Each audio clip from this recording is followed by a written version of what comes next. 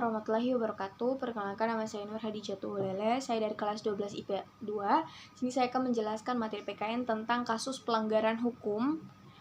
Kasus yang akan saya bahas pada video kali ini yaitu tentang kasus pembunuhan dan mutilasi perdana DP.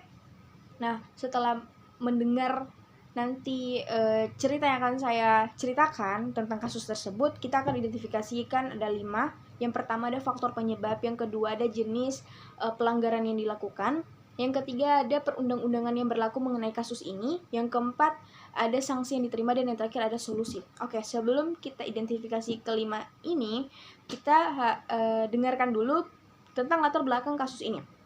Nah, jadi perdana DP terbukti memenuhi unsur pembunuhan secara berencana terhadap korban yaitu kekasihnya sendiri, yaitu Vera Oktaria, yang dilakukan pada 9 Mei 2019 lalu.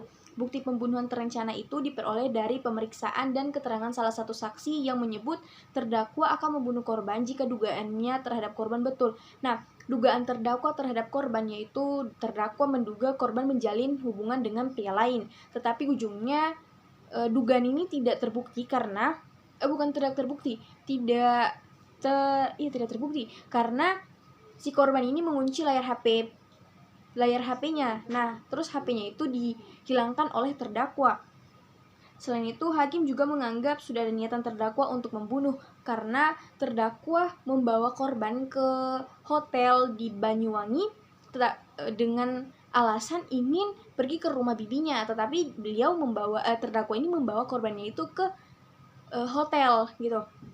Terus selanjutnya, niat terdakwa yang ingin memutilasi korban tidak terbukti karena saat kejadian terdakwa tidak membawa senjata tajam, tetapi upaya terdakwa membeli gergaji dan koper dianggap sebagai langkah menghilangkan jejak pembunuhan.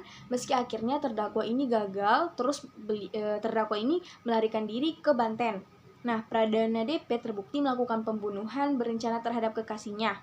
Majelis Hakim Pengadilan Militer 104 Palembang menjatuhkan vonis penjara seumur hidup kepada Prada Dery Purnama atau terdakwa pembunuhan dan mutilasi. Hakim juga menjatuhkan vonis tambahan berupa pemecatan dari prajurit TNI. Jadi terdakwa ini juga merupakan salah satu anggota Tentara Nasional Indonesia. Nah, karena kasus ini beliau juga dipecat dari tugas terdakwa maksudnya. Menjatuhkan vonis kepada terdakwa dengan pidana penjara seumur hidup karena telah terbukti secara sah dan meyakinkan melakukan pembunuhan berencana. Dipecat dari tugas terdakwa maksudnya. Menjatuhkan vonis kepada terdakwa dengan pidana penjara seumur hidup karena telah terbukti secara sah dan meyakinkan melakukan pembunuhan berencana, kata Majelis Hakim Letkol CHK Khanzim saat membacakan vonis di Pengadilan Militer 104 Palembang, Kamis 26 September 2019. Oke, itu adalah sedikit cerita singkat mengenai kasus tersebut. Sekarang kita akan mengidentifikasikan kasus tersebut. Nah, yang pertama ada faktor penyebab. Nah, faktor penyebab kasus ini yaitu terdakwa menduga korban menjalin hubungan dengan pria lain, tetapi dugaan ini tidak terbukti karena korban mengunci layar HP-nya dan ponselnya itu atau HP-nya itu dibuang oleh terdakwa. Terus yang kedua ada jenis pelanggaran. Nah, kasus ini merupakan kasus yang termasuk ke dalam pelanggaran hukum pidana, yaitu kriminalitas karena menghilangkan nyawa seseorang. Nah, menghilangkan nyawa seseorang diatur dalam pasal 338 KUHP atau Kitab Undang-Undang Hukum Pidana. Oke, yang ketiga ada perundang-undangan yang berlaku. Nah, undang-undang yang berlaku mengenai kasus ini yaitu pasal 338 KUHP yang berbunyi barang siapa dengan sengaja merampas nyawa orang lain diancam karena pembunuhan dengan pidana penjara paling lama 15 tahun. Yang keempat ada sanksi yang diterima oleh terdakwa. Nah, sanksi yang diterima oleh terdakwa ini Majelis Hakim Pengadilan Militer 104 Palembang menjatuhkan vonis penjara seumur hidup kepada Prada DP terdakwa tentang pembunuhan dan mutilasi. Selain itu juga beliau dijatuhkan vonis tambahan dengan cara dikeluarkan dari anggota TNI karena terdakwa merupakan salah satu anggota TNI dan sudah mencoreng nama baik anggota TNI karena melakukan pembunuhan ini.